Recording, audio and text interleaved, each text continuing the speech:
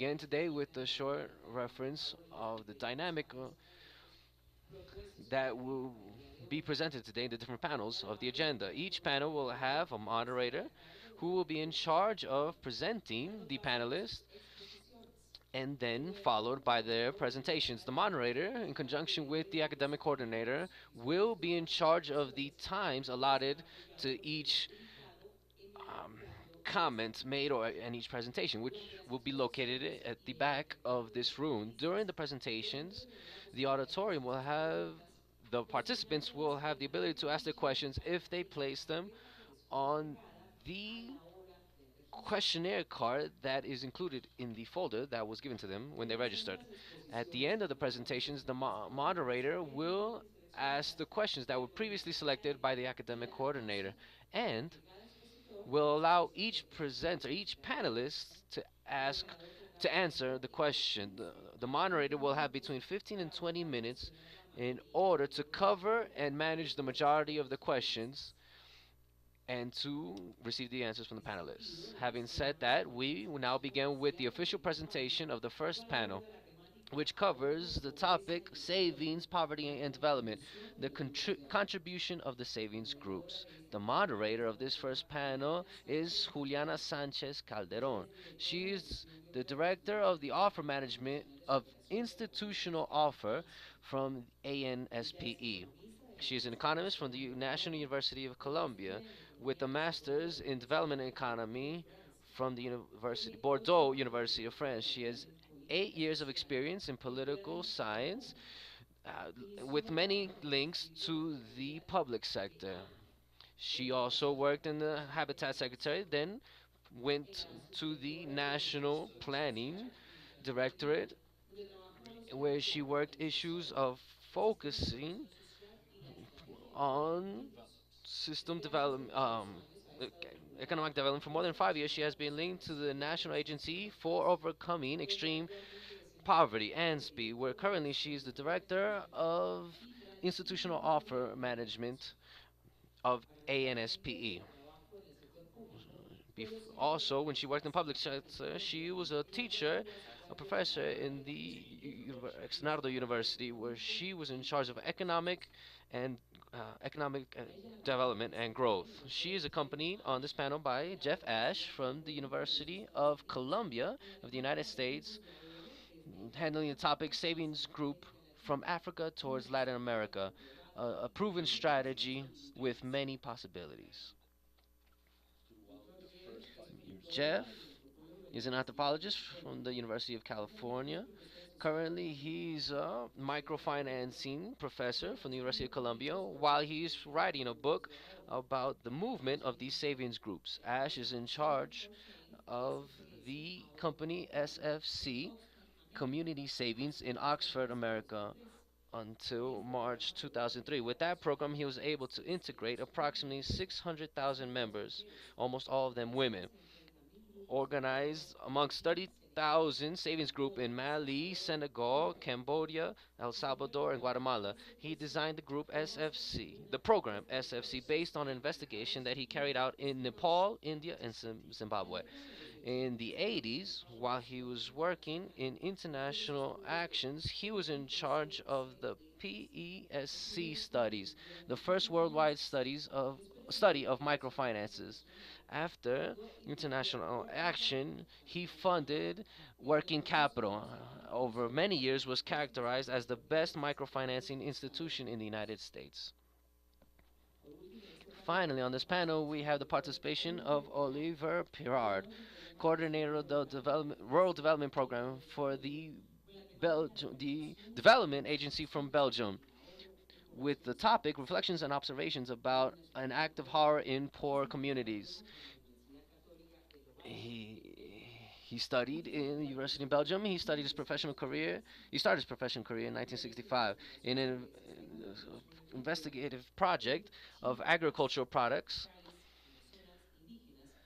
focused on the indigenous zones in Mexico. Afterwards, he worked on various development projects, rural development projects in Mexico, Bolivia, in issues related to the access of the peasants to financing their productive activities.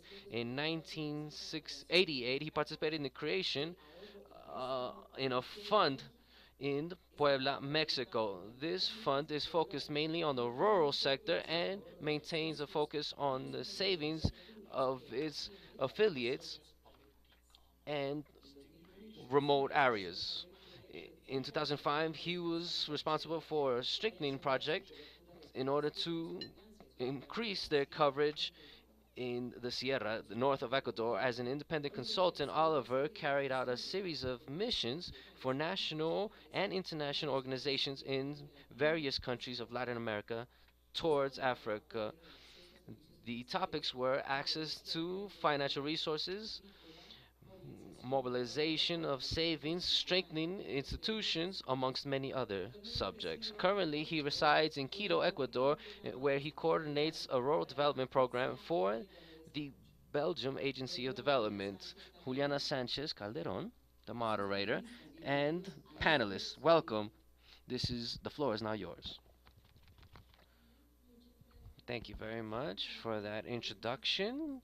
Welcome to all the participants and the panelists, Juliana, Olivier, and Jeff. This is the first Latin American Forum of Savings Groups, focusing on savings, poverty, and development, contribution of savings group. On this panel, what we expect is that everyone can see what the contribution is from savings groups, and specifically the methodology of these saving groups for improving the the quality of life for these communities. We are able to observe the international experience of these methodologies, and as a matter of fact, everything that has come up from these methodologies. The practice, not only the practice of these methodologies, but other products that have come up, like credits, etc. All the other products that are contributing to improve the standards of life of these communities. These three panelists have all the experience that is possible that can show us the importance of savings. Us for the ANSPE have been able to observe it in our communities thanks to the program Bank of Opportunities. So it's a great advantage to be able to share with all of you, the participants, this methodology, and to share the impact and the results that it's having in our extreme poor communities. Juliana, you will have the first presentation. Forward. Juliana, thank you very much. She's talking about Juliana Álvarez Gallego. She's the director of the Bank of Opportunities.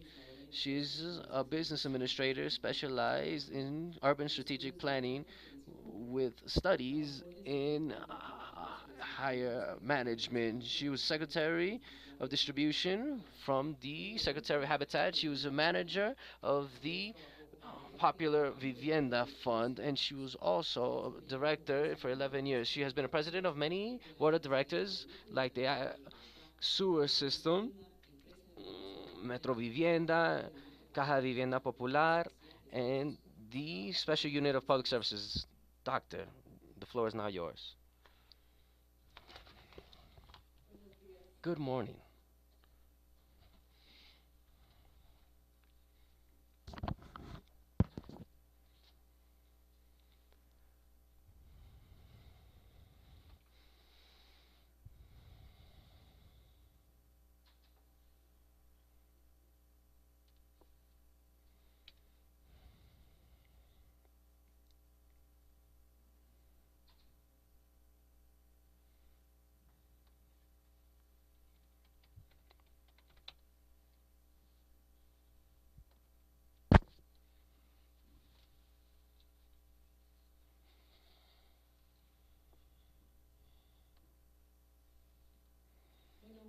Good morning once again to everyone. I hope that you had a good evening. Juliana, thank you. The other panelists, thank you as well for once again being here today, listening to these experiences. What I will do, unfortunately, I had the first presentation of the first day, is to tell to share our experience in Colombia with the topic of contribution of the savings group. The, the Bank of Opportunities has been a pioneer in Colombia in applying this methodology and to creating these savings groups. First, I will give you the context, tell you what Bank of Opportunities is. We are not a bank, we do not loan money, we execute a public policy, and that public policy is aligned with financial inclusion, that more and more Colombians can have access to the formal financial system. From Bank of Opportunities, that's how we see our role and that's how we are perceived in the national government, of how we should help overcoming poverty, that every day more and more Colombians have access to the financial system of Colombia. That's the way we began in 2006, and now we will see how we have evolved since the inception of Bank of Opportunities. First, let's say that we understood and we had a hypothesis, which we have confirmed over time, that entering the formal financial system contributes to reducing poverty.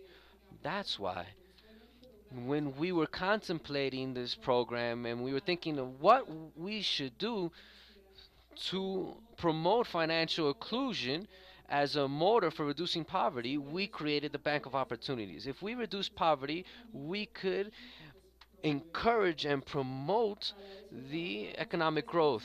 And that is our mandate, and that's why the Bank of Opportunities was created. Why then the savings group?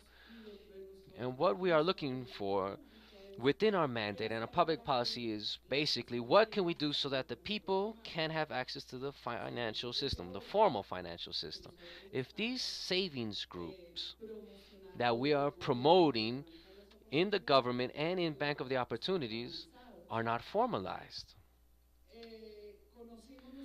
we got to know this methodology and we began to see some characteristics that these savings groups had, which were aligned with what we wanted to achieve. First, the savings group are able to reach the most vulnerable communities.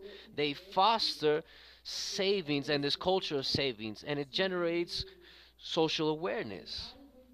If there's something important in the savings groups, it's that social awareness that it generates, and that helps a lot in these vulnerable communities so that they can overcome poverty as a group and to promote a culture of paying back. This is all the facts, the criteria that we compiled from the savings groups.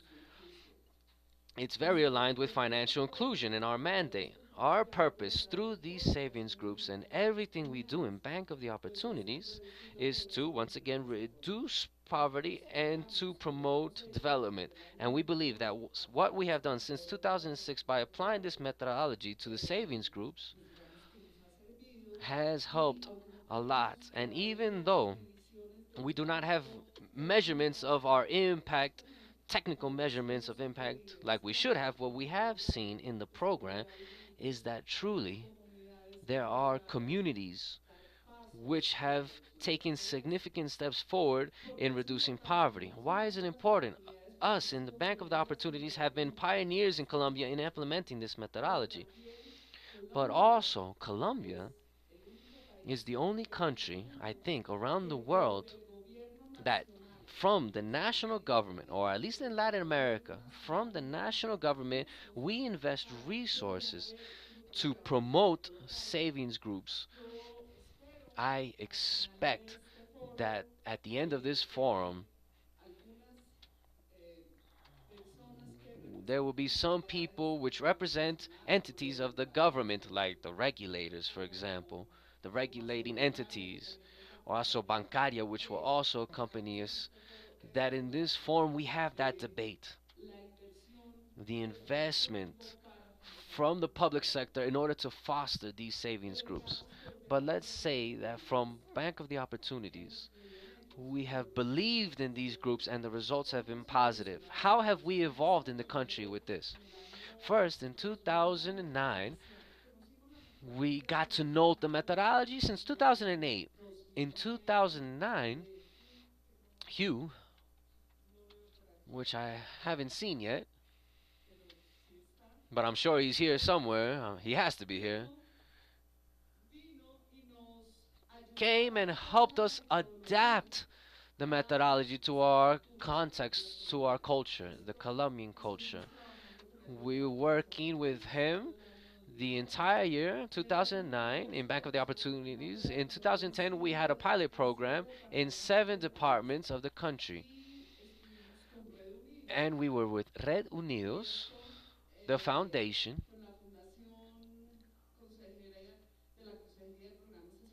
consulting, special programs, consultation, and with the country we ran this pilot program. In that pilot program there were 434 groups that were made and 6,873 people were benefited. Once we finished the pilot program in 2010, we made the decision that truly this was helping us reduce poverty, and in 2011 we participated in a market in which the different entities of the government can participate in order to use the resources of special projects. We participated and we won, and we were able to carry out this program in 8 departments and create 706 new groups. And 9,900 people also benefited. There we worked with the Plan Foundation and with the country in 2011. And we began to work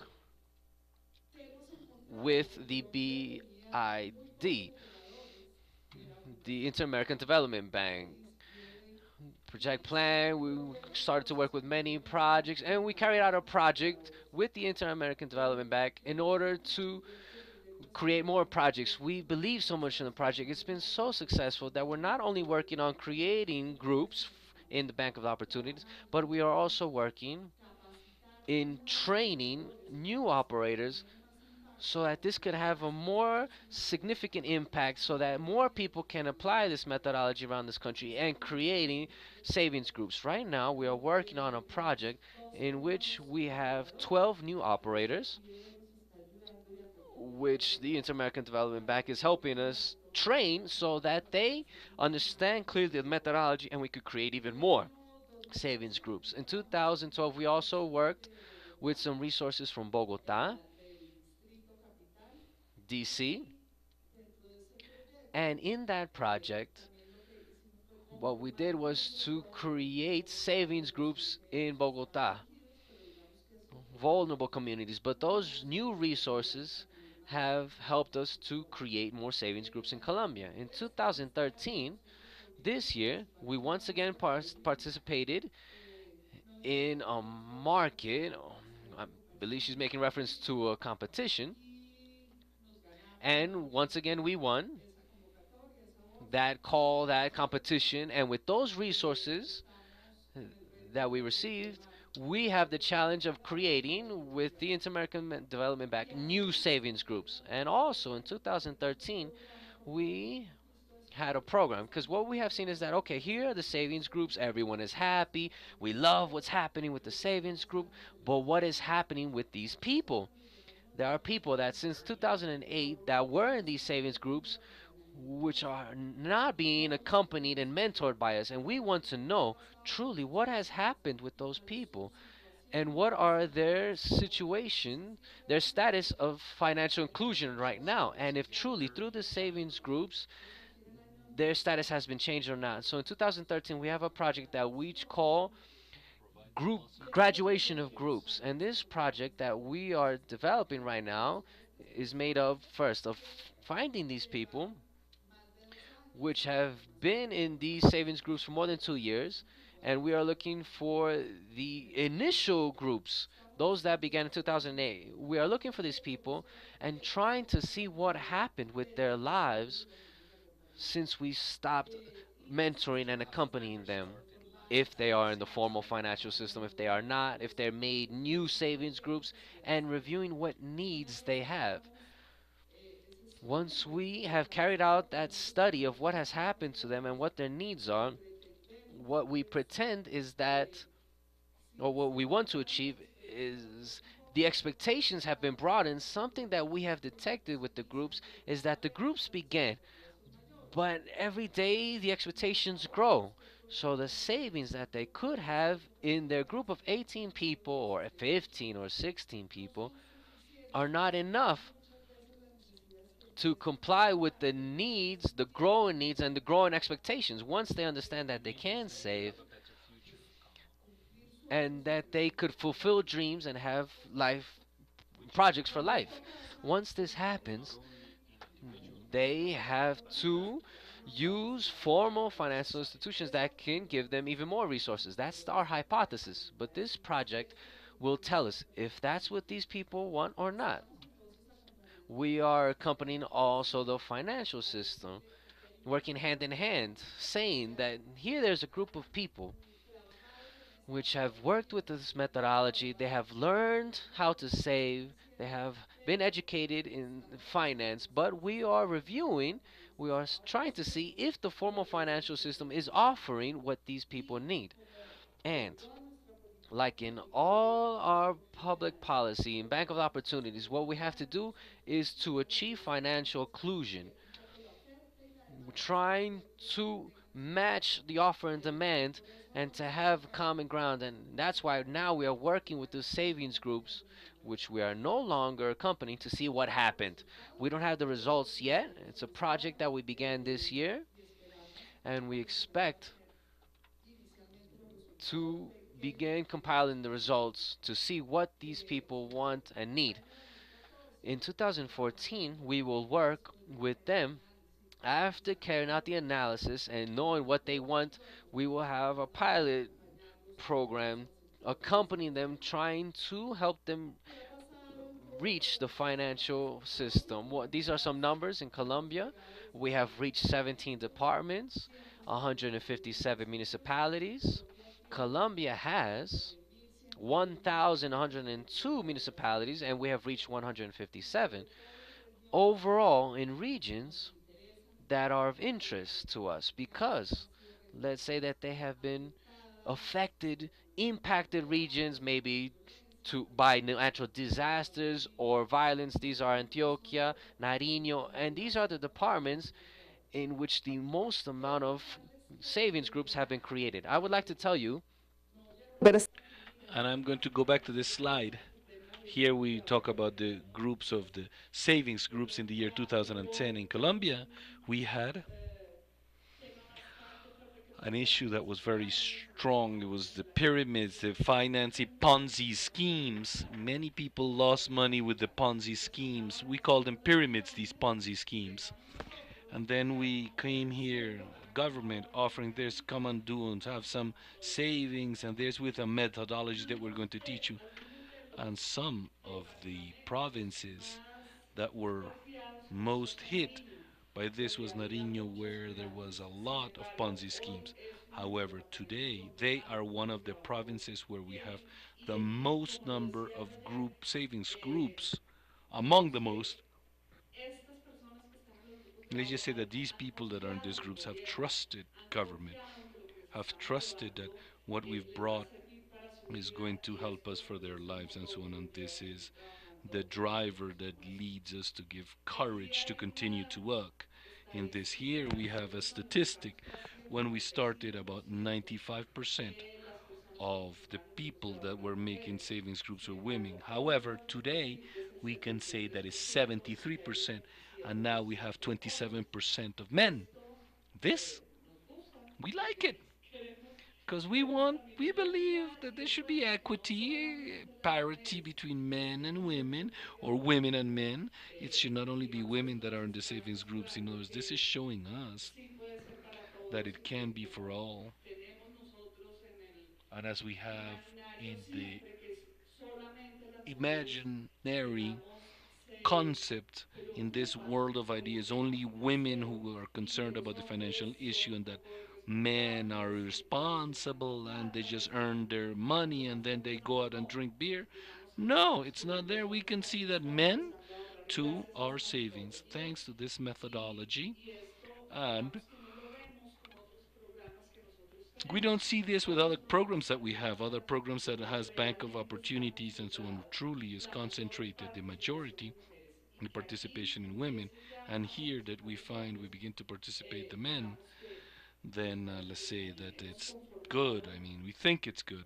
We have made 4,855 groups. We have gotten to more than 67,500 plus people, and we have 350 facilitators. And once again, as I said yesterday, here all of this is thanks to these facilitators, these 350 people. They are key, and with these 12 new companies that we are helping so that they apply the methodology, let's just say that these facilitators begin to multiply and multiply, and they are truly, as I said, the driver. They are the driver. Now I wish to show you how the groups are made. These 4,855 groups, they have saved more than 3 trillion pesos. This is $1.5 million saved in these groups. And if we begin to think that there is $1.5 million in scattered in our geography, in these little boxes in savings, people are saving their dreams. These are significant numbers by any account. The per capita savings, we're talking about $50 on average, $60 really, 100,000 pesos, and each share has an average of $2,000 yield. That's about a dollar. A dollar costs each share. And in loans, people have received more than 1.2 trillion pesos.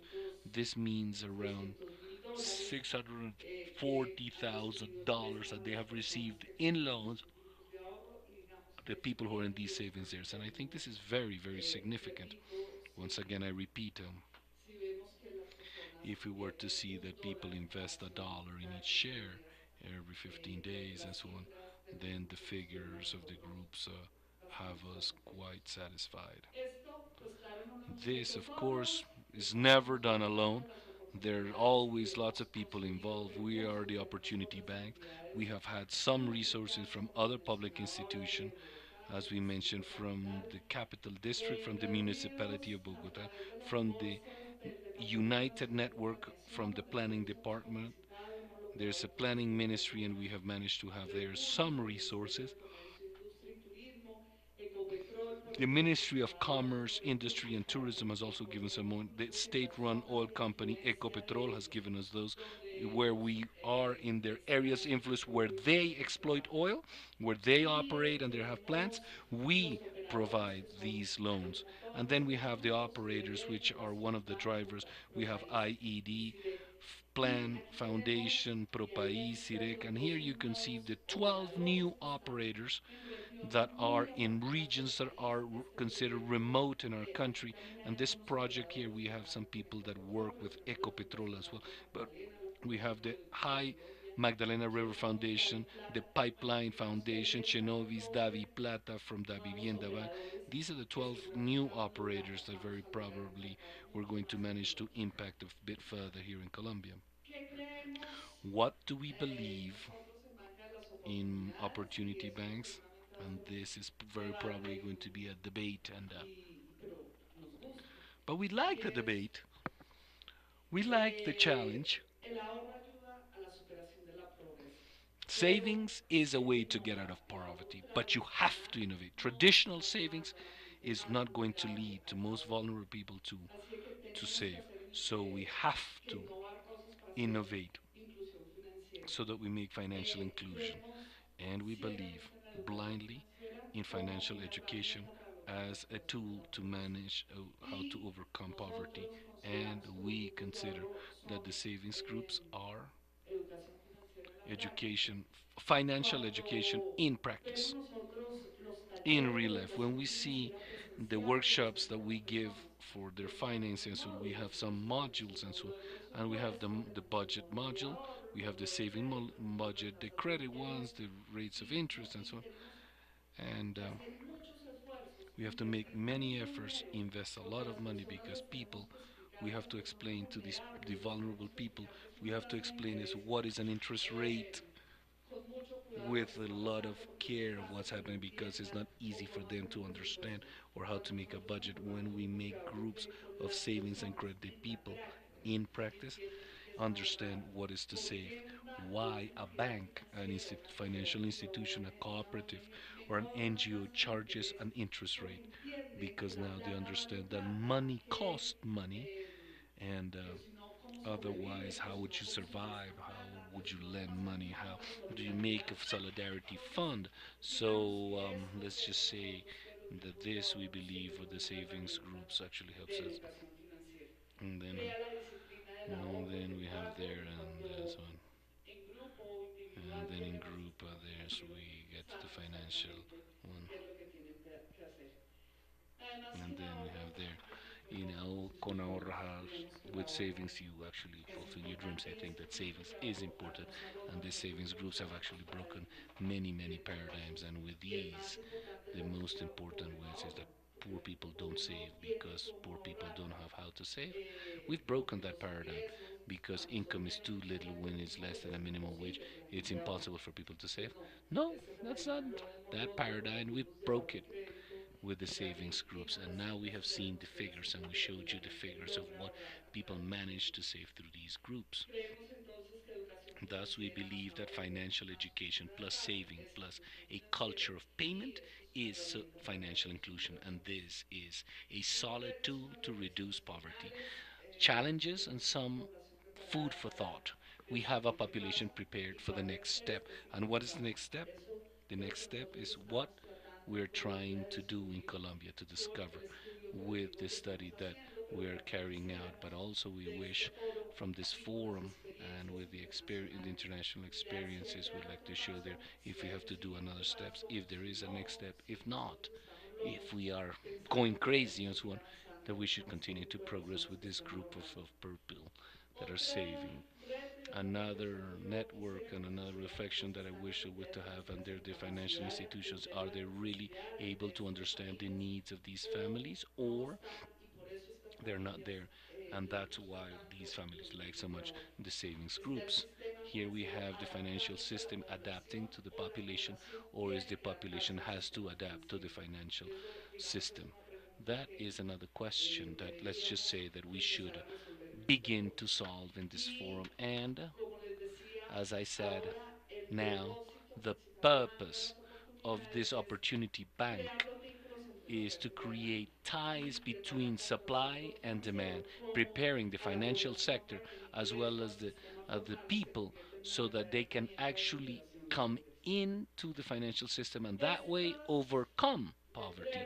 These little drawings of children is what gives us the heartfelt motivation to continue to invest. These are tiny notes that the people who have saved write, and they say things like the path to richness depends on two words: work and savings. I saved to have a stove. The group helped me to become responsible. I want to save so that my children can have a better future, having their school books. This is just a token of what we find when we go visit the groups. But we can fill all these walls with all these notes that belong to different groups as to why they save and how this has helped.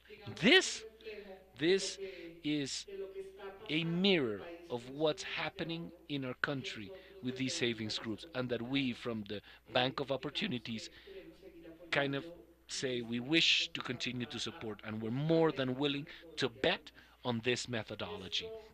With this is what I wanted to share. This is what I have to say. And with this one, I want to hear the other guest speakers and begin the debate. Thank you.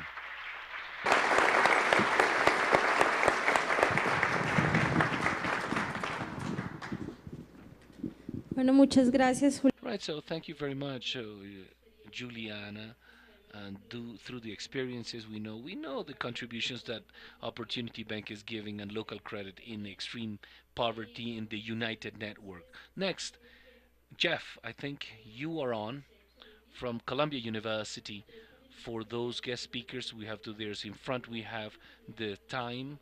There's we are doing well, but if you want, we could give you a 3-minute warning if you desire. You were right on time, Juliana, but it's good to remind every guest speaker right before so that we can continue with the agenda. And so, Professor Jeff. Muy vamos. Viernes tan largo que tengo.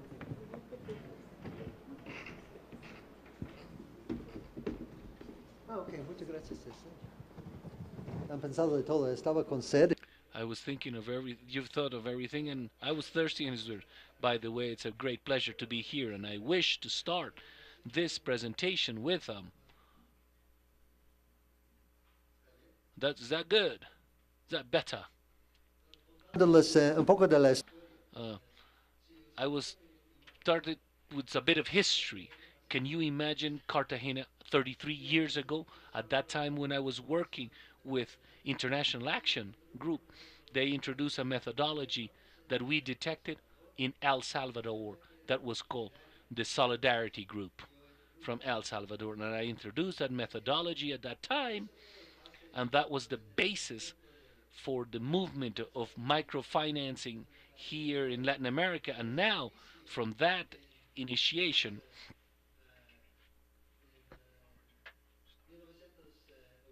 in 1980 onwards, now we have about 90 million women and men with current loans.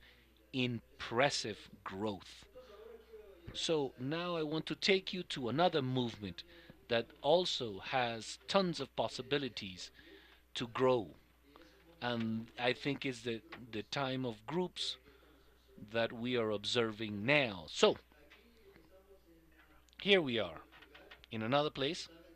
As you know, this methodology started in Africa, in Niger. And here we have a group, a savings groups in a place that is using the same methodology of you here and Mali. And just like you're here, we have the entire financial institution.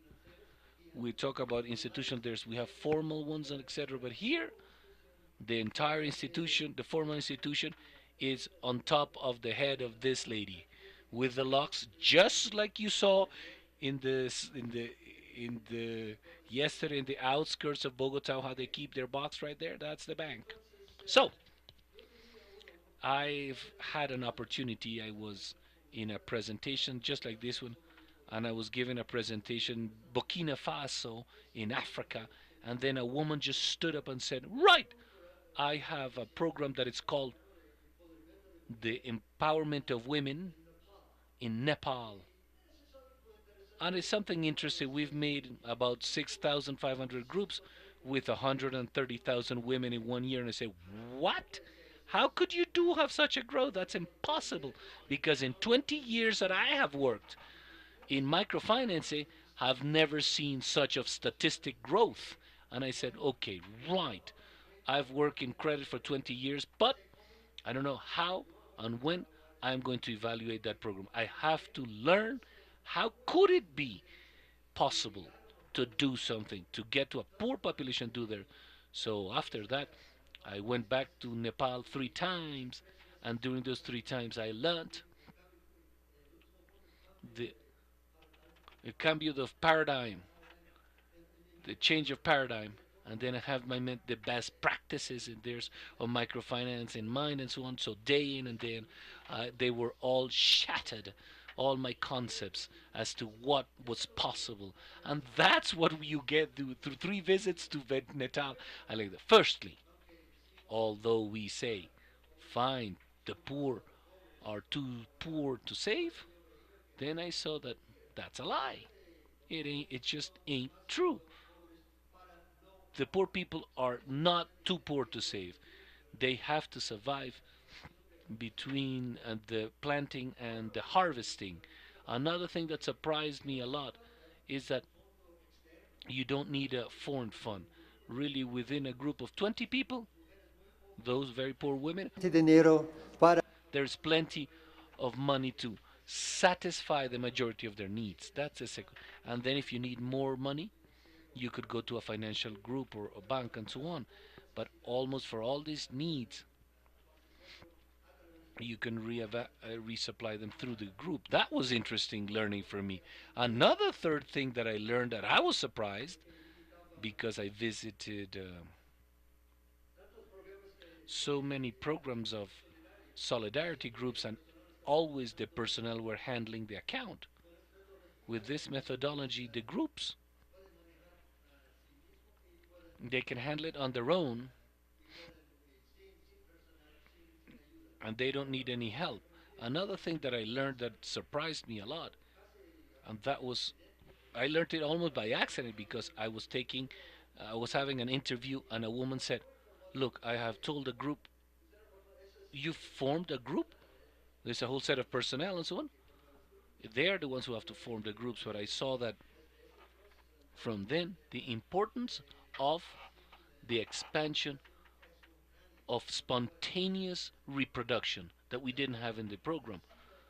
You don't need a financial institution to train the groups, and the NGOs or the local NGOs, they can do it perfectly well, and that draws down the cost considerably and focuses the group on the most needy. Cost can be down to the nitty gritty, and also we can mention here, Juliana, is that the impact is social as well as economic. And above all, the groups survive in spite of the fact that they don't have aid, foreign aid. Jack Berger was telling me here of an initiative that they started 30 years ago, a very similar program of groups that was abandoned 30 years ago. They came back to what happened with the groups, and those groups with no foreign aid for 30 years were flourishing and running just as they were. So now we're seeing from the Hugh Allen studies. Where is Hugh? Hugh, where are you? el hombre escondido, sí, pero He's a hidden man there, but there he is. Oh, there you are, Hugh. And there you are, Hugh. They indicate that in Uganda there are three new groups formed for each group that is sponsored and trained. So here in Nepal, it's very interesting. After 8 years without any external aid, the groups, all those groups survived, and with the process of spontaneous reproduction, they increased the number of groups. So it's a methodology that is extremely strong, cheap, dirt cheap, gets to the most needy. So in the coming years, perhaps we can emulate or have the same amount of customers that those microfinancers have there that are 200 millions. Now I am calling this process the financial inclusion, and then some say that it's not financial inclusion. I say it is. Without financial institutions, you can have financial inclusion without financial institution. So think it again. In financial institutions, the formal ones, they are at the top. They have this formal bank. They just have to adapt it tiny bit to get to the poor. But all of those saving groups are based on a different idea from the top down. This is a bottom up. So what is this methodology based on? Well, what we have learned from what they call in Colombia the chains. They call the societies, the partners, the susus, and all these funny names, and the networks and the nets. What we do is based on informal social fabric net, we are improving that fabric so that they can loan whatever they want, they can save whatever they want, they share the yield when everybody needs it, and there is far more transparency in that system, and Hugh has been one of the leaders of introducing this methodology to the world that now is working in groups of about 65 different nations. And also, a very important one, the last point, that these are all platforms for the entire service here. Now they have a base ground organized that can work as a platform to copy a whole new development team. So now there are around 9 million partners in savings groups in 65 countries, and Hugh is telling me there's that number is more like 10 million. God only knows with this spontaneous reproduction that we can have. But now we have a very interesting thing. Is the focus of all of this has been Africa, but now we're noticing that throughout of Latin America there are 228,000 partners of savings groups, 76,000 in Colombian. Yes, it is. Yeah, that's the true figure in Colombia. In Ecuador, you have 61,000, and they have about one fourth our population. And in El Salvador, Guatemala, and other countries where Oxfam is working, Milagro Maravilla or Miracle Marvel, and there we have how can you fail with such a name, Miracle Marble, and that is the reason why we have had so much success in those countries. But later we'll talk about what's the power of the name. But this is a group, this is a savings group in Colombia. Wow, that doesn't look like Colombia, believe. No, this looks like more Mali. This doesn't look too Colombian here. So here we understand well the methodology. Everybody pitches in, they take loans, they pay back the loans, and they continue to save. And in the end, you split the pot, especially in Africa, in the season where scarcity is there, where everybody's starving. Now they have money to buy food and to survive through the dire straight periods, and the groups multiply on their own. So this is what I call the model of microfinance. It's an amoeba structure because it just divides and grows, just like in nature. Here we have the drivers, and here we're introducing the methodology in a community in Mali, and then you have some community one. Pero el base, los que hacen We have the great majority of the work are all volunteers. This is a teacher here who's a volunteer, and since they're totally illiterate, we have created a manual based on pictures, so that you can picture teach to the group without really knowing how to read and write. And all of these volunteers come together, and then they exchange experiences. And with this methodology that is based a lot on volunteer work, this concept that I learned there in Nepal, I mean, that the groups constitute themselves. You can expand the program like amoebas in 2 years, 4 years later, and it's just like viral growth. In 6 years, almost saturating Mali. That's where we have achieved. Some 460,000 groups with 460,000 members, 19,000 groups, and 95% continue to save, irrelevant of whether you help them or not. They do it on their own. And on the other side, 60% of the groups were formed by volunteers. No stimuli, no payment, total volunteer work from the community. So, what's the strategy then? The model is universal. It works any country, any place, anywhere in this world. But just like the Bank of Opportunity has shown, is that the strategy is how do you deliver the service. In microfinance, you have an employee for every 300 loans.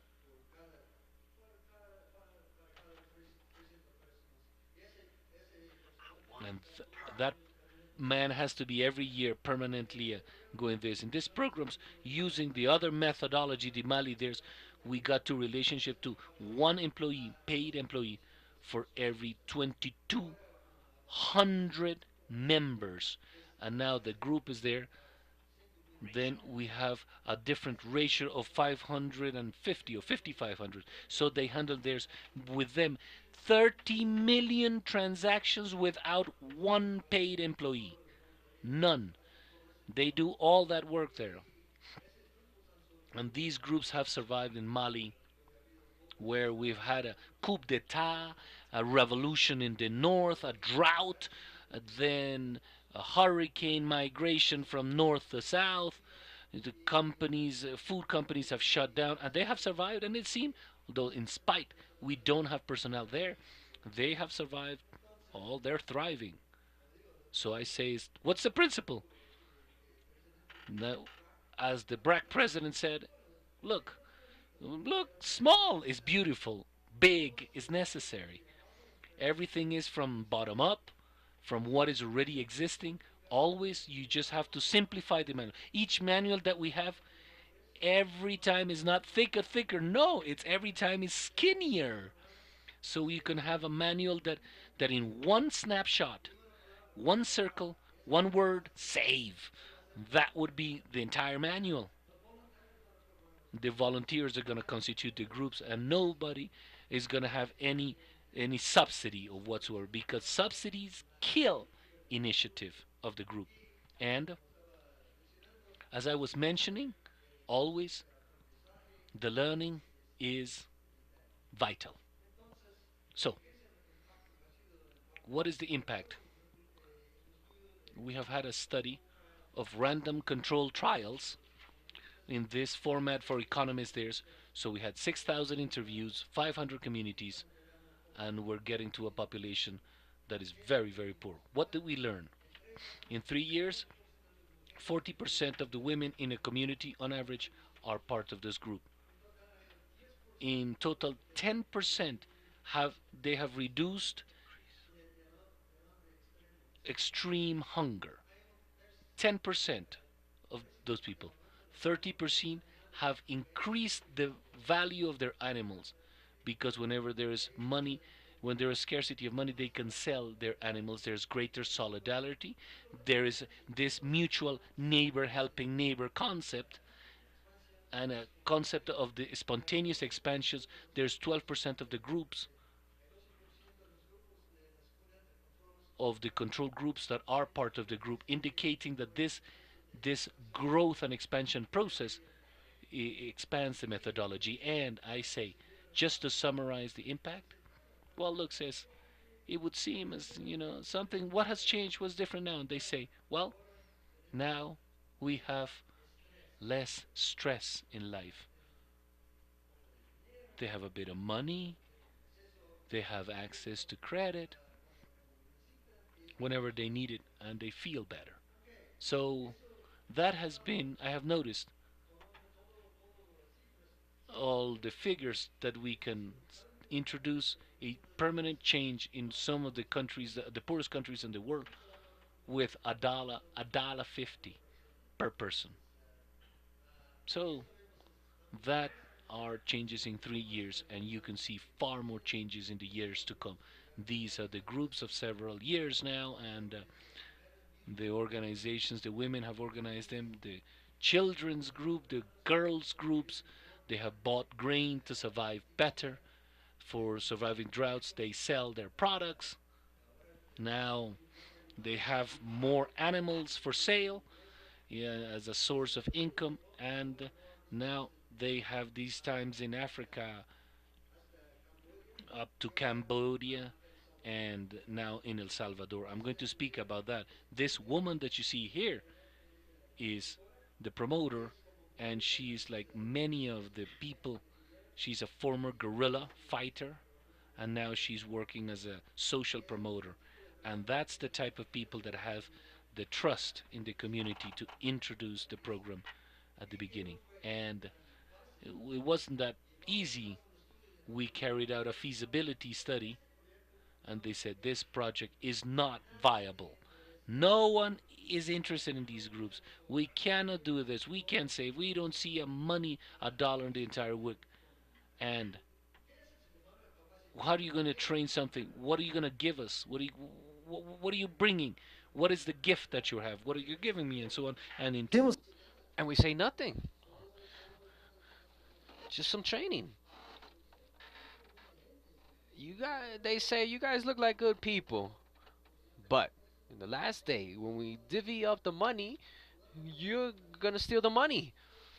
So it cost a lot of blood, sweat. Well, not me. I was just observing the process, but it was tough to create these initial groups. And at the end, after suffering a lot, we were able to create 21 groups in a place where the study of feasibility said that it wasn't feasible. But in 2013, this program has matured. And think about that basis where they said it wasn't feasible. We had like 24 promoters. Now there are only 4 promoters. The groups are organized in networks. They are training on their own. And before it was just $1.25. Excuse me, 25 cents. Now they're saving dollars. The loans are more significant. And also, the former promoters are assuming more responsibilities in the city. So we have truly seen a movement in which this program, in one province, is firmly established and growing practically without personnel. It's growing by itself. Like the title of my book, it's in your hands. The most important thing is to leave them alone so they can do what they can do. And they can practically do everything. And we can see that with the enormous amount of groups that have been created without the need of foreign personnel or third parties. Now we go to Guatemala. We can see some images. This is a group of indigenous women which are going to a meeting. Here they are now in the meeting. Just like here in Colombia, they are managing the books, the accounts. And you see this woman is very happy. She received all that money for a loan. And with that loan, maybe she can purchase an animal, etc. Interesting. I'm going to talk about a very unique case in Guatemala in March. A very unique, special case where the Confederacy of Women from Alta Verapaz, they said, our group is interesting, but truly what we want is something political that actually has a political impact. They organized, they gathered all the women in savings groups, and they presented a list of candidates, including women and men. Before, it was only men who would have those positions. And with this process, with all the pressure that was present, and with the female leaders, the members began to convince their family members in order to vote. And they won. Now we have female mayors in many communities of Guatemala. That also indicates that this could be a political empowerment instrument. Not only economic empowerment and social empowerment. So, we have learned a lot about this experience, but overall, there, there are strong counterparts must exist, and community leaders must be used as promoters. I noted that almost all those whom were promoters and volunteers began their work as community leaders at 14 years of age. So, and also always to think that the most important strategy is it's in your hands. So to deliver that message, give more power to the groups, and that way the model is more sustainable over time. In the future, I believe that this model, microfinancing, was like this. It was very steady and then it had a climax. It would go up. Now we're very stable. 2 decades later, growing steadily. but I think we will have a sudden increase and sudden expansion in the future. And we can link these groups to various health programs, gender programs, and culture programs, and also to explore the links with financial institutions. So, just to finish, it might be a plug for my book. I'm writing a book, yeah, in case you guys didn't know. It's called Surprise in Your Hands, in Your Own Hands. Like the savings groups are changing development. I'm almost finished with this book. It will be translated to Spanish and it will be available for all of you approximately in June of next year. It has been a great pleasure to be here, and I am so surprised, so excited about this conference that is gathering savings groups. But this is truly the beginning of a significant, enormous movement that will reach the poorest communities of Latin America, in which 65 million people are still living in conditions of extreme poverty. Thank you very much.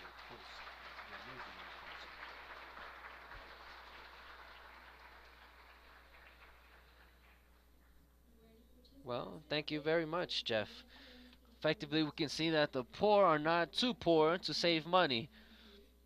Here and in other regions, our third panelist, Olivier Pierard, welcome, and I will remind everyone that during this final presentation, the employees of Bank of the Opportunities will be going around the room to gather your questions, if you have any. Good morning to everyone. Good morning to those who are listening to us via streaming on the internet. I see that the clock has finally been fixed in the back of the room. Thank you, Jeff. You did something. I don't know what you did, but you achieved it. And now I hope we have the entire morning to converse about a topic that is very that is a passion for us, but also that we like to talk about. And once the colleague here finds my presentation, we can begin. No problem, no worries, no pressure. And I would like to thank the organizers of this forum for inviting me and having taken me into consideration for talking about some reflections. It's very curious that many of you have participated in many forums of microfinancing, some maybe since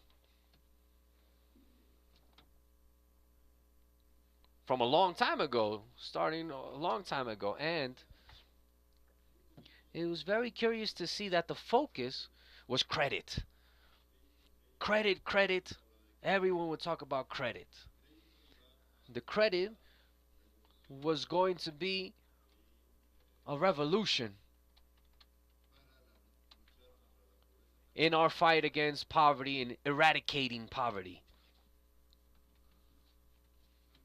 Some, very few, would say, or they would raise their hand or their finger in these assemblies, in these forums, and we would say, yeah, but what about savings? And the answer would be, look, the poor are poor. They need credit. Okay, but the poor also need to save money. Yeah, but that's not the issue here. Here we are talking about microcredits, to offer microcredits. And look at all the studies and the evidence. We have thousands of people that show us that what they need is credit. And we would continue talking about credit over and over again. And the revolution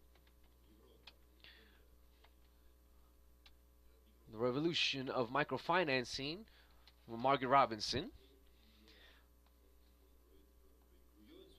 she included it in her book in an entire chapter saying, don't forget about, like the accountants say, the liabilities. What about savings? can't focus just on credits. Look, I have it here on my thumb drive, if that would be easier. Ah, it's the computer, the laptop. All right. It's great to depend on technology, isn't it? The good speakers know how to manage. But please, no, don't reduce my time because, hey, uh, the clock has been fixed and now I'm losing time. Okay, I'm going to continue and then we'll see what we could do with the laptop. Or we could just change laptops, right? Maybe that's a better solution.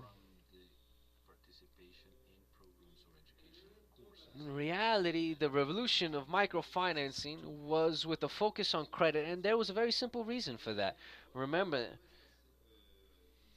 that all these microfinancing institutions, though, and international action was a great promoter of this revolution in the 80s and the 90s. Banco Sol in Bolivia,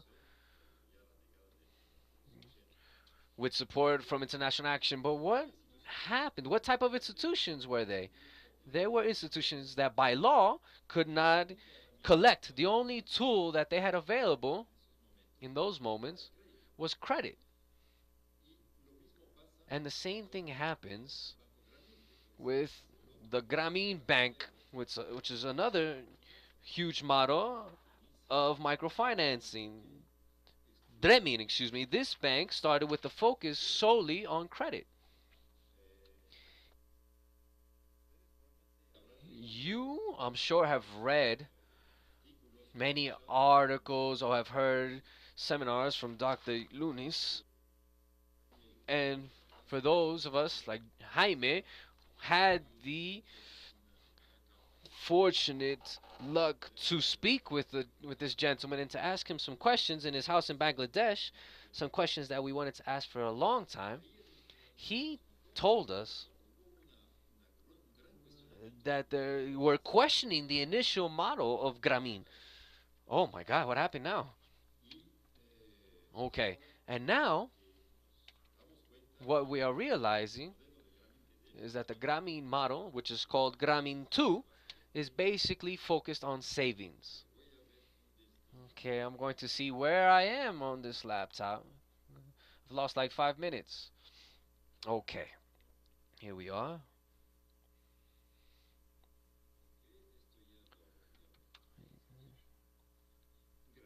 Thank you. Okay,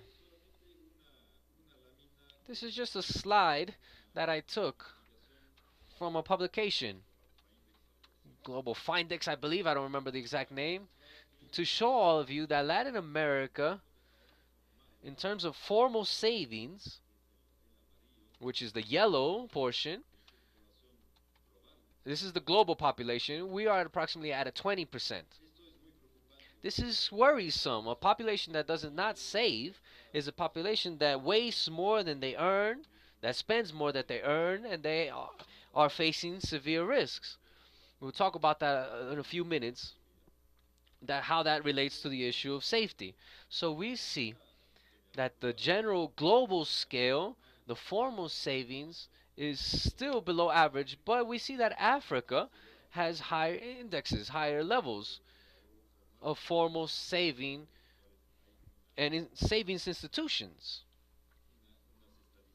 Those are some statistics. Quickly also to show that according to those studies, there are groups which are excluded from formal savings programs and institutions. For example, we have the Grupo Etario, which are the youngsters. They are the ones whom are saving the most or do not have savings account.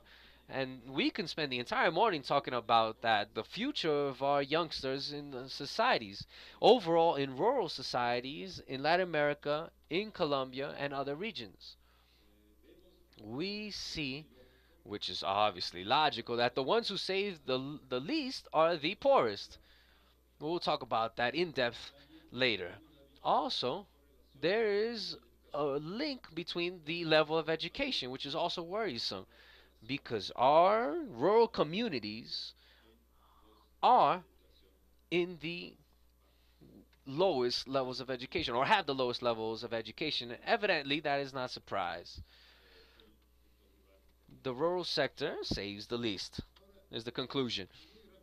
Now, quickly, and you will excuse me for skipping some slides and jumping from one topic to the next, but it's because of the time we have been allotted. It's very interesting to see in the economic theory what role was given to savings. And obviously, the role of savings was linked to the savings of income, always expressed as something related to income. Propensing savings is proportional to income, which means that the poor, since they didn't have much income, could not save money. It's logical. Like saying 2 plus 2 is 4. Savings is the part that is not consumed from the income. All the economists have been taught that savings is the portion that is not consumed of the income. So savings are the leftovers when everything was spent, basically, right? And savings is the available income, the difference between income and consumption, basically. This is what we can read in the books of economy in regards to savings. And we say, well, the poor, where do the poor stand? We have to give the poor credits and so that they can overcome their circumstances. And the observation that all of us present have already had beforehand is that the poor do save money. How do they do that? And what does economic theory say about that? And here is something very interesting, which is only applicable to those who speak Spanish. The origins of the word savings, ahorro. I'm not sure if there are some colleagues who maybe have more knowledge of the Spanish language and could tell us the origins of that word ahorro, savings. Where does it come from? And hopefully to not lose time, I will give you the answer. If you will look in the dictionary, the Real Academia from Spain, you will find that ahorro, the origins of the word ahorro, is to give freedom to a slave. It was a system that in the era of slavery, of treatment of people, they had a mechanism that the master could give that freedom, could give little money over time. And after many years, the master would give the freedom to the slave. The slave could purchase his freedom. The origins are Arabic. You will recognize her, Hurr, which was a term used by slaves. And a marvelous analogy because slavery, modern slavery, is poverty. And savings, as Juliana already mentioned, is now a strategy, a focus, a pillar that can help us to try to eradicate poverty if it can be done one day in the future. So savings truly is, if we want to define it, it's a mechanism that allows millions of people to live or survive throughout the 12 months of the year with irregular or unstable income. All of you know the rural regions in Africa. It's even more extreme, but here in Latin America and throughout our continent, the rural economies, what there is a characteristic of instability with their income and with However, the families continue having 3 square meals a day. So the strategies must be based on savings, ahorro. Also, savings, another way to define it, is the simplest or most efficient way to anticipate an expense. I want to purchase something. It could be a home or something smaller. Or there's a health related issue, a pregnancy. How am I going to pay the expenses of giving birth in 9 months? Or when after 8 months, when the woman finds out that she is pregnant, is savings. And here we have the phrase that Jeff mentioned some minutes ago. Curiously, right? We weren't in agreement. Too poor to save money, but too poor to survive without savings. And that's the big issue. Jeff's book, I'm sure, will be very interesting. That will give these testimonials from people whom have been able to solve many problems thanks to money. And I could also share some personal experiences I've had overall in Mexico with savings groups. But there is not enough time for that. So, three concepts of savings. Saving. We're going to analyze savings from three different pillars. One, which is creating assets, which must be combined with the strategy of financing. The second one, which is for managing the cash flow.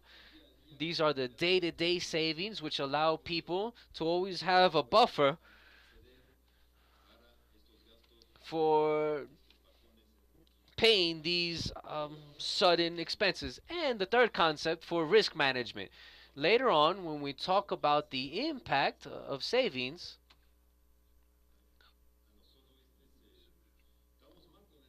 the technology is not helping us today.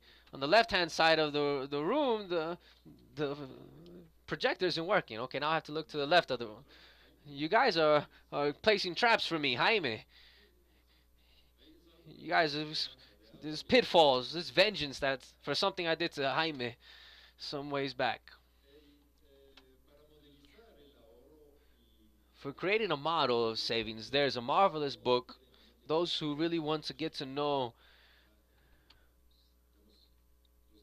the details of savings, the intricacies, there's a great book which are The Poor and Their Money from Robert Rutherford, an Englishman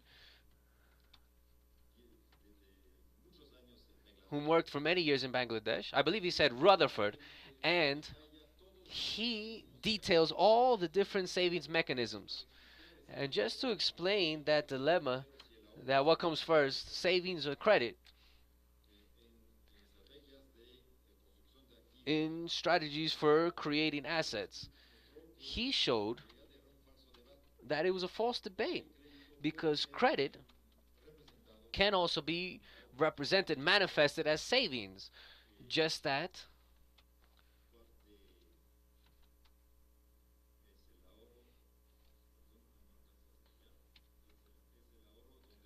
it's a type of savings with which we begin with an amount of money that is received and then the payments. The traditional savings, which be saving down, according to Rutherford, begins with these small payments, and then in the end, what we have, what the groups have told us when they do the distribution. The two models, when they are combined in reality, give us sequences of savings and credit, and they are compatible. And in the strategy of building assets, the people, everyone, including us, have to use these two mechanisms. And at the end of the day, they are another form of saving money.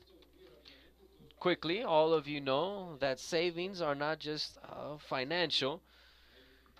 If there's a recommendation, of course, that savings are financial, when we talk about savings, we have to take into consideration that savings can also be with material, with animals, with loans given to family members. This is one of the most typical examples of savings in the provinces or in the most remote regions. The people generally do not like to save large amounts of money when they have it. What they do is they invest, purchase something, or they loan it to a family member or a neighbor. But this is very risky. Everyone knows that. That's why we argument that we should create these savings groups that are safer and less risky. I'm not going to repeat this information on this slide. The savings groups have their origins from many years ago and have their origins in all continents. It's not a new invention.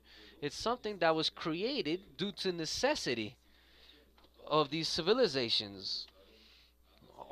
All human beings started creating these types of associations to save and to loan money. And we find this in Africa, Latin America, and in Asia. So, the modeling of these schemes and the improvement of having an established and stable methodology is what these organizations that Jeff mentioned have done. A comment also about mandatory savings. There was a great debate and this introduction of a component of this component in the credit aspect. If we're talking about savings, it must be voluntary. It can't be forced. And this creates a lot of controversy. Here in this room, I don't think that that's a case because all of you have been converted to our way of thinking. The functions of savings is truly important when one is in a savings group to say, okay, what does the savings group do? First, it establishes financial flows in a family unit, and that is primordial for all those communities whom do not have fixed income. We have to stabilize this flow, this income. And of course, it's an element of reducing vulnerability. It reduces risks. This is very interesting because savings is the element that provides stability. It's the only way that the person has to accumulate a good amount of money, which is savings. It's the only viable way, the only method available for those communities. It allows to foresee expenses. For example, with the pregnancy, the example I mentioned before, hypothetical examples of women looking for aid or help. This is something that could be foreseen some months in advance. Oh, sometimes even less, right? Depends. And here we have all the issues related with the cycles of life. Self-esteem, I think this is clear already with what Jeff mentioned.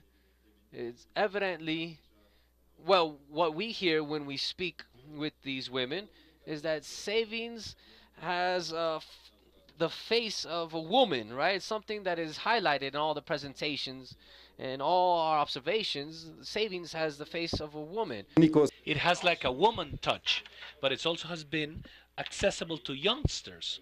So now we have to include, and it's a pleasure, was able to see that there were youngsters in the savings group. That's fundamental because it's the youngsters is something that we don't tackle right now, but the access of youngsters to financial access is another topic that we must talk about. We have had many forums about women and financial access of women to this system, but now we need to talk about youngsters have access. So this I'm not going to look in detail because truly, if you can read them, please, as to why the majority of the people that are in poverty conditions do not go to financial institutions.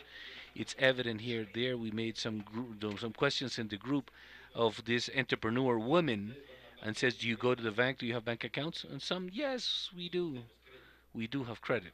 at bank, but they don't go to uh, deposit there for some reasons that are quite evident. But this is a topic that makes us think that banks have, or financial institutions, not only banks, have also opportunities, but they cannot achieve or manage to cover everything. So the methodology of or savings groups are fundamental. When one runs surveys amongst people who are not affluent about the factors that they value of the financial savings, what comes first is the issue of security.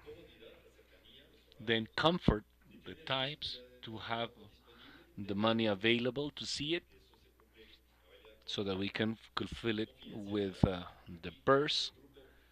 There's, if you don't have confidentiality in the group, there's, but you can't have everything. So these are all the conditions that people value. And we, when we make savings products, we must keep in mind because it's precisely that what customers want or value. So, clearly, all these methodologies of savings groups have a great potential, but then how we see that if we have a limitation in the amount, so very probably the other products and services have to be and have to be developed in order to continue to complement and enable those people that whenever they do have those habits and that knowledge of savings, they could continue to grow. So we have to continue to work in methods of going more in depth and having in products more savings products designed in a more adequate manner for all these populations. Now I am almost out of time, but I am about finished too. So, what I wish to say here is that all the methodologies of savings groups are part of the strategies of financial inclusion. They're not, I don't see it as the final objectives of having the entire population covered with savings groups, but it is a step within what is financial inclusion of the people to the system. And there, the rule is if Mahoma doesn't come to the mountain, then the mountain must come to Mahoma. So, meaning if the mountain doesn't come to Muhammad, Muhammad must come to the mountain. So, that's why we have the greatest efficacy in the start of tying people to the financial system. And there's a phrase from Nelson Mandela about poverty that I leave as food for thought, but I think that is very true as it was created. I mean, poverty is the modern manner of slavery, and we think that it is a great responsibility to try to eradicate this poverty, and this, regrettably, statistics show that we're way away from that goal. Thank you.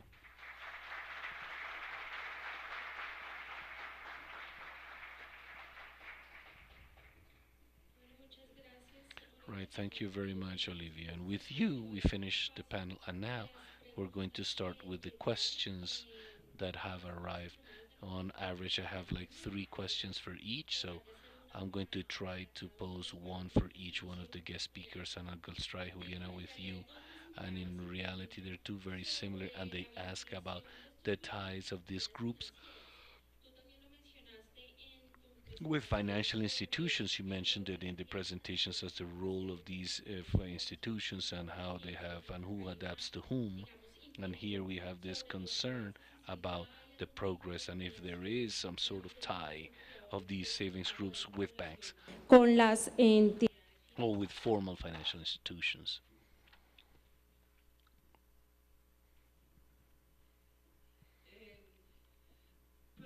Well, as it was mentioned in the presentation, we We're initiating at this time a project where we are reviewing whether these people here have a group of interest of going to the financial institution. It doesn't mean that the people that are set up into groups are in these financial institutions or they're in several groups. When we go to the groups, the people are in a financial institution or they have credit or they have had savings.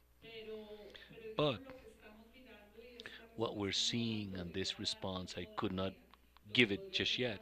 What I can tell you is that in Colombia, we are in a project to quieren ir al sistema financiero. see whether they do want to go to the financial system and see if the financial system is capable of catering to these people. These people are going to have to adequate themselves to the financial institution. That we see it very, very unlikely. We are studying that, and I don't have the answer just yet. And I hope that in the pilot program that we're going to have in 2014, we can have the results. Pasa acercando a estas personas al sistema financiero. Muchas gracias. Otras preguntas para ti, Jeff. Sobre el tema que tú mencionaste mucho en la presentación, que ya tienen experiencias de cómo esto se ha replicado espontáneamente, digamos, estas metodologías al interior de las comunidades. Y realmente hay dos preguntas, preguntas asociadas a los riesgos y a la calidad de esas metodologías, digamos, ya sin una supervisión formal. ¿Qué es lo que han encontrado ustedes en estos grupos que se han formado, digamos, por fuera de ese acompañamiento inicial y que, como lo mencionaba, se han dado espontáneamente? Bueno, muchas gracias. Es una pregunta de siempre, ¿no? Porque el asumido es que la calidad de los grupos espontáneos es mucho menor que los grupos capacitados por personal. Lo que hemos visto y hemos llevado a cabo varios estudios es que la calidad de los grupos espontáneos es igual a la calidad de los grupos capacitados. Aún en muchos casos es aún mejor porque hay más seguimiento así por la voluntaria, etc. Entonces, realmente, aunque creemos que eso va a causar problemas, en realidad la calidad se mantiene fuerte de los grupos replicados. Bueno, Olivier, una pregunta, o quizá Jeff también nos pueda, si Juliana, yo creo que esta es bastante amplia. Si conocen, digamos, hoy hemos visto la metodología de los grupos de ahorro y crédito local, pero preguntan si ya existe otro modelo innovador también en temas de ahorro, si hay en el mundo, digamos, otra metodología que también esté, digamos, evolucionando de pronto de lo que existe actualmente, si conocen alguna otra experiencia innovadora diferente a los grupos de ahorro y crédito local.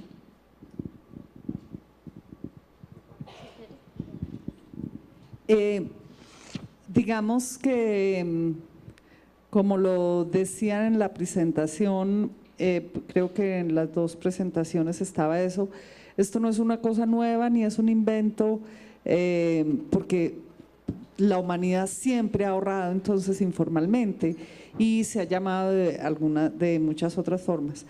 Nosotros acá, además de esta metodología de ahorro, sí estamos tratando de buscar nuevas alternativas de ahorro, acompañando new alternatives of the savings and so on for financial institutions that develop innovative programs and so on. And as I said in the presentation, the financial ones then we have, without innovation we don't have it. You have to be very creative for people to be motivated to savings and to teach people about the savings. We are designing and working with certain financial institutions, 6 different ones and so on, and then they design products, savings products, that actually help vulnerable people and people in extreme poverty. Let's just say that today we're doing it in tests, but we see that the tendency of innovation is in technology and in the use of this mobile phones, and then we can go to most remote ones. So let's just say that we have to continue to innovate with these banks. with obviously putting technology, but in the informal one, that then we don't know anymore.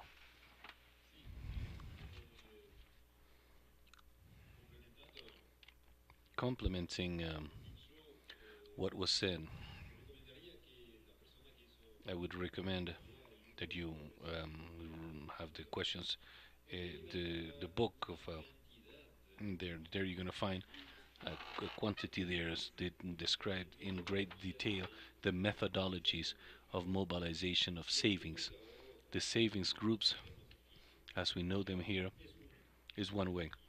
It's one methodology. It's not the only methodology. Just to mention one, in the markets of Bangladesh, in Dhaka, there are people whose their duty is to collect daily from businessmen a tiny amount of money, and they write it down in a notebook very informally, and they charge for that service a fee.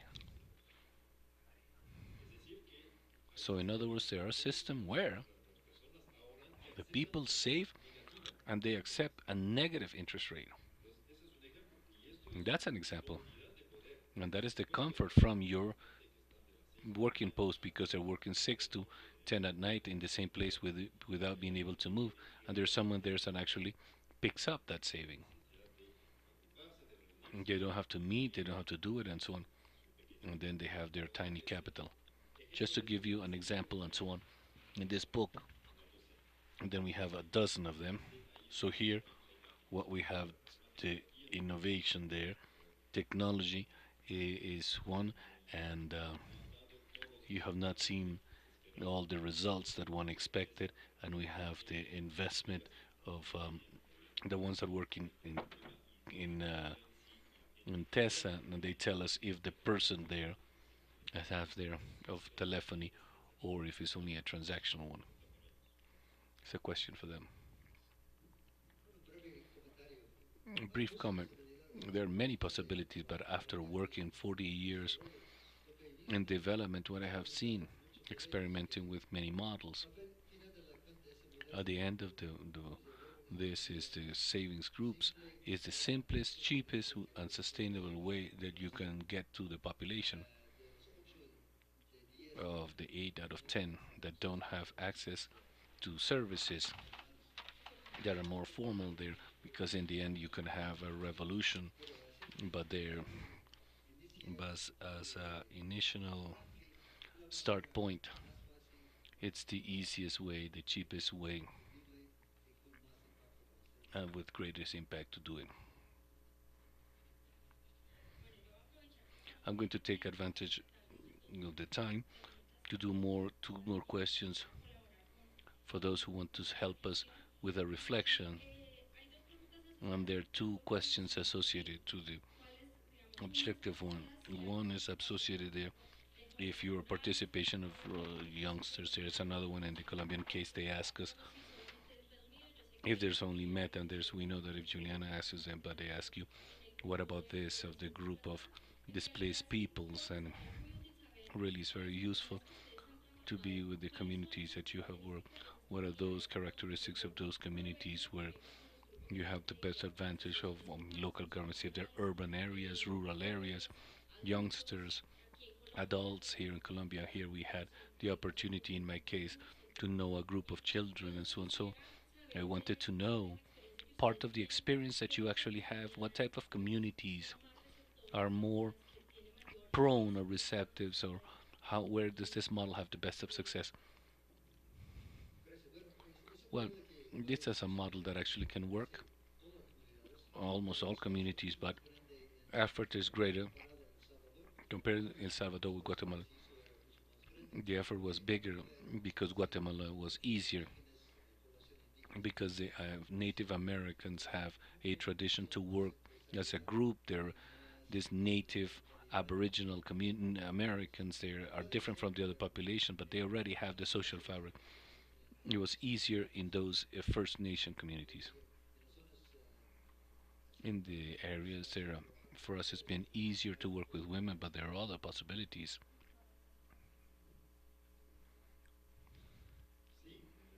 And now, yes,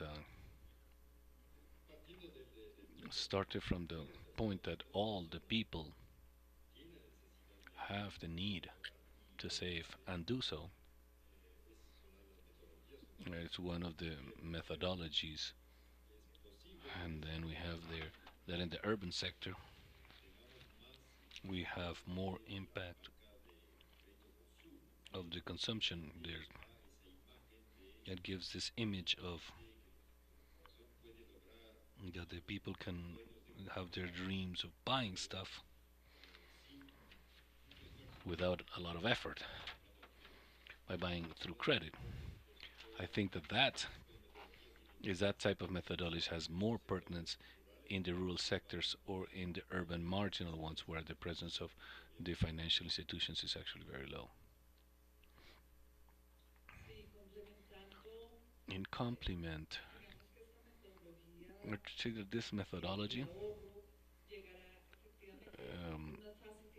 that goes easy to the most vulnerable peoples, and here in Colombia, it's not that actually we're working in Unidos network. No, I have mentioned them because we have presented projects to a whole set of projects, and Unides there's were many government institutions there contributing to all these issues of overcoming poverty, so on. We have participated in them.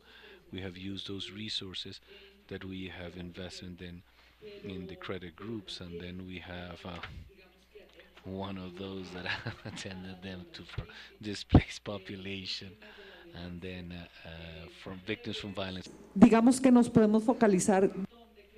And then we can focalize wherever we want, and we believe that these savings groups that contribute in focalizing them to programs of government programs, as Jaime mentioned, at this time we have in Colombia to prepare ourselves for the issue of peace.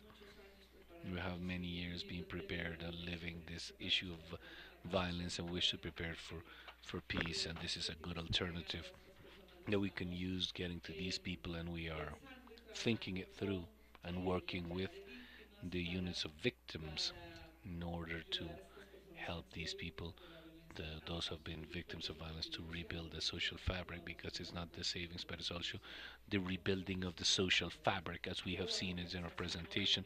But the focalization, obviously we can do it in all the sectors that we consider that require savings, that don't have that possibility of and are not doing so.